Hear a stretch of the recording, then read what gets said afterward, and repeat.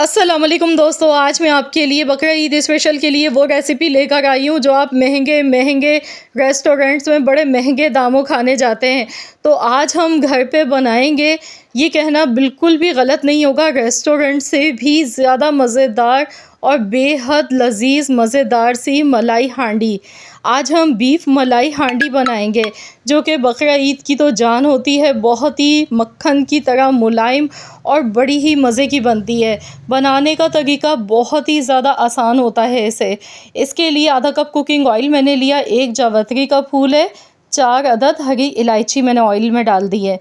अब इसके बाद मैंने यहाँ पर लिया था आधा किलो बोनलेस गोश्त, हड्डी के बगैर है, बीफ से मैं बना गई हूँ। आप चाहें तो मटन के साथ भी बना सकते हैं, लेकिन चिकन के साथ अगर आप बनाएंगे उसका मेथड थोड़ा सा चेंज होता है, तो आपने बीफ या मटन के साथ ही इस रेसिपी को बनाना है। हाई फ्लेम पर हमने गोश्त को फ्राई करना है इतनी देर तक जब तक कि गोश्त का कलर चेंज नहीं हो जाता है।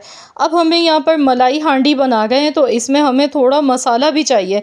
अगर आप चाहते हैं कि मसाले वाली बने ताकि जब हम इसके साथ चपाती, पूरी, पराठे जो भी खाएं तो वो बड़े ही मज़े के लगें, तो इसके लिए हमने यहाँ प्याज का इस्तेमाल करना है। लेकिन प्याज को आपने शुरू में फ्राई नहीं करना अलग से। तो यहाँ पर 5 मिनट तक मैंने गोश्त को फ्राई कर लिया। उसके बाद मैंने यहाँ पर 2 मीडियम साइज़ की प्याज डाली हैं। प्याज मैंने रफली कटी हुई ली है। अब मैं इसे इतनी देर तक पकाऊंगी जब तक कि प्याज सॉफ्ट नहीं हो जाती है। इससे ये होगा कि प्याज के अंदर जो एक कच्चेपन की स्मेल होती है ना, वो इसकी ख़त्म हो जाती है। और बिलीव मी, आप जब इसे खाएंगे तो बिल्कुल आपको ऐसा फ़ील ही नहीं होगा कि आपने इसमें प्याज का इस्तेमाल भी किया है। और माशाल्लाह भरपूर इसमें ग्रेवी बनेगी, बहुत ही लजीज सिल्की सी इसकी ग्रेवी बनेगी। तो यहाँ पर देखिए प्याज हमारी सॉफ्ट होने लगी है, ये देखें। तो इसे बस हमने बहुत ज़्यादा इसे पकाना नहीं है, वरना इसका कलर अगर गुलाबी हो गया तो फिर वो जायका नहीं आएगा जो कि बीफ मलाई हांडी का होता है। तो यहाँ पर प्याज को कच्चा पक्का फ्राई कर लिया। अब इसमें 1 टेबल स्पून भर के पिसा हुआ लहसुन अदरक का पेस्ट इसमें शामिल कर दें। लहसुन अदरक के पेस्ट के साथ मज़ीद 3 से 4 मिनट तक इसी तरह से हमने इसे पकाना है। तो गैस का फ्लेम मैंने हाई रखा हुआ है, हाई फ्लेम पर मैं पका गई हूँ। साथ ही में नमक इसमें शामिल कर देंगे। तो यहाँ पर 1 टीस्पून नमक का शामिल किया है। नमक डालने से भी प्याज जल्दी से सॉफ्ट हो जाती है। तो यहाँ पर देखिए आपको देखने में भी अंदाज़ा हो रहा होगा कि प्याज हमारी देखिए बिल्कुल एकदम सॉफ्ट हो चुकी है। ये देखें, इस तरह की प्याज हो जानी चाहिए। पहले प्याज देखिए कितनी ज़्यादा नज़र आ गई थी इसमें, लेकिन ये जब बिल्कुल से सॉफ्ट हो गई तो देखिए कि कितनी कम लग रही है दिखने में। तो इसका मतलब है कि प्याज फ्राई हो चुकी है, लेकिन प्याज का कलर भी आपने ख़याल रखना है कि गुलाबी नहीं होना चाहिए। 1 चम्मच भर के ज़ीरा पाउडर, 1 चम्मच धनिया पाउडर इसमें शामिल कर देंगे। कोशिश कीजिएगा जो धनिया पाउडर है वो घर का पिसा हुआ इस्तेमाल करें, क्योंकि जो बाज़ार का पिसा हुआ पाउडर होता है बिल्कुल बारीक सा, तो उससे रंगत जो होती है ना सालन की, वो थोड़ी सी डार्क हो जाती है। तो इसीलिए घर का पिसा हुआ इस्तेमाल करें। थोड़ा सा साबुत धनिया लेकर पीस के डाल दें तो उससे बहुत अच्छी खुशबू आती है। ज़ीरा और साबुत धनिया अपने घर का पिसा हुआ लेना है। अब इसे कुछ सेकंड्स के लिए हमने मिक्स करते हुए पका लिया। अब इसमें दही शामिल कर देंगे। दही मैंने यहाँ पर 250 ग्राम ली थी। दही बहुत ज़्यादा खट्टा नहीं होना चाहिए। तो बस अब इसे मिक्स करेंगे। तो दही डालते के साथ ही अब हमने इसमें कोई भुनाई नहीं करनी है इसकी, क्योंकि गोश्त को हमने अच्छी तरह से पका लिया ताकि गोश्त की जो एक कच्चेपन की स्मेल होती है वो सारी ख़त्म हो जाए। और अब इसमें हस्ब ज़रूरत पानी डालेंगे, इतना कि गोश्त इसमें अच्छी तरह से गल जाए। तो मैं यहाँ पर प्रेशर कुकर का इस्तेमाल कर रही हूँ, इसीलिए पानी मैंने कम ही डाला है। अगर आप नॉर्मल बर्तन में बना रहे हैं तो फिर आपने पानी का इस्तेमाल 4 से 5 गिलास करना है। तो सही होगा कि गोश्त अच्छी तरह से गल जाएगा, क्योंकि बीफ को गलने में थोड़ा सा टाइम लगता है। तो यहाँ पर मैं 20 मिनट के लिए प्रेशर लगा गई हूँ। 20 मिनट के बाद फिर मैं आपको दिखाती हूँ। तो यहाँ पर देखिए 20 मिनट हो चुके हैं और देखिए पानी भी इसका खुश्क हो चुका है। तो इसकी अच्छी तरह से अब हमने भुनाई कर लेनी है। 20 मिनट में गोश्त बिल्कुल अच्छी तरह हलवे की तरह गल जाता है और बहुत ही ज़बरदस्त सा लगता है जब अच्छा सा गला हुआ गोश्त होता है।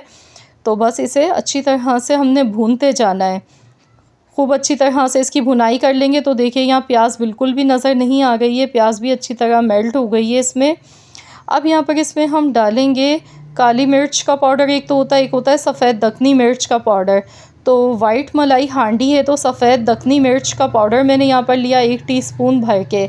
आप चाहें तो अगर आपके पास नहीं है सफ़ेद मिर्च का पाउडर तो आपने परेशान नहीं होना है, आपने काली मिर्च का पाउडर इसमें डालना है, लेकिन आपने फ्रेश कूट के काली मिर्चें इसमें डालनी है, पहले से पिसा हुआ पाउडर इस्तेमाल नहीं करना है। ये गलती मत कीजिएगा, क्योंकि काली मिर्चें जब हम ताज़ा पीस के फ़्रेश लेते हैं ना तो उसके ज़ायके की बात ही अलग होती है। अब यहाँ पर मैंने 1 पैकेट फ्रेश क्रीम का इसमें यूज़ किया है, तो आप किसी भी ब्रांड की ले सकते हैं। फ्रेश क्रीम इसमें डाल लें, या फिर अगर आपके घर पे डेली दूध आता है, दूध की मलाई आप जमा करते हैं, तो दूध की मलाई का भी इस्तेमाल आप इसमें कर सकते हैं 1 कप के बराबर।